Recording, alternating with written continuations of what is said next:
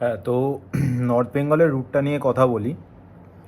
আপনারা এই বছর পুজোতে যারা যারা বিভিন্ন ট্রাভেল এজেন্সিকে বুক করেছেন কিন্তু ট্রেনের টিকিট পাননি বলে হতাশ, ওদিকে প্যাকেজের টাকাও আপনারা রিফান্ড পাবেন না, উল্টে ট্রেনের টিকিটও পাচ্ছেন না।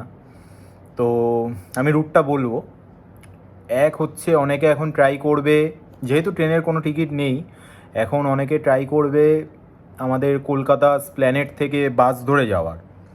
বাসের টিকিট মিনিমাম 1500 থেকে 2500, 3000, 4000 বিভিন্ন প্রাইজে রয়েছে। আর মানে যারা যারা সেগুলোও পাবে না, সেই বাসগুলোও টিকিট পাবে না, তারা হাল ছেড়ে দেবে। তো আমি যে রুটটার কথা বলছি সেটা হচ্ছে, এক তো হচ্ছে ফ্লাইটে, দ্বিতীয় কম খরচায়। আবারও বলছি, আমাদের কলকাতা দমদম মানে নেতাজি সুভাষচন্দ্র বোস ইন্টারন্যাশনাল এয়ারপোর্ট থেকে পূর্ণিয়া, নট পুরুলিয়া, আবারও বলছি পূর্ণিয়া, PURNEA, পূর্ণিয়া, ওটা একটা ডিফেন্স এয়ারপোর্ট। সেখানকার টিকিট করুন। ওখানে পার ডে, কোনো উইকের মানে কোনো দিন অফ নেই, পার ডে দুটো এয়ারলাইন চলে। এক হচ্ছে ইন্ডিগো আর একটা স্টার এয়ার। দুটোই খুব ভালো ফ্লাইট, ছোট ফ্লাইট কিন্তু অনেক বেটার।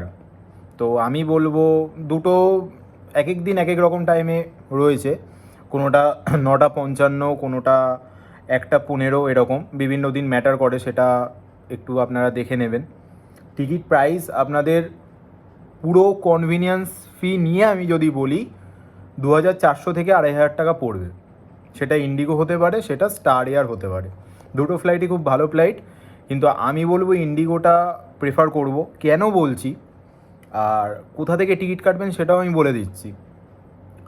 অনেকেই কি করে, ইক্সিগো আছে, ইজ মাই ট্রিপ আছে, নর্মালি মেক মাই ট্রিপ আছে, সেখান থেকে টিকিট করে, ঠিক আছে।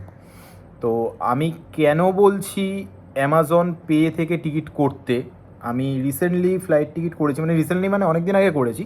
যাই হোক, অ্যামাজন পে থেকে টিকিটটা করুন, ওটা মেক মাই ট্রিপের সাথে লিঙ্ক আপ রয়েছে। তো ওখান থেকে টিকিটটা করলে কীরকম হয় আমি সেটা বলছি। ধরুন আপনি অন্য অ্যাপ থেকে টিকিট করছেন, আপনার টিকিট প্রাইস 2000 টাকা।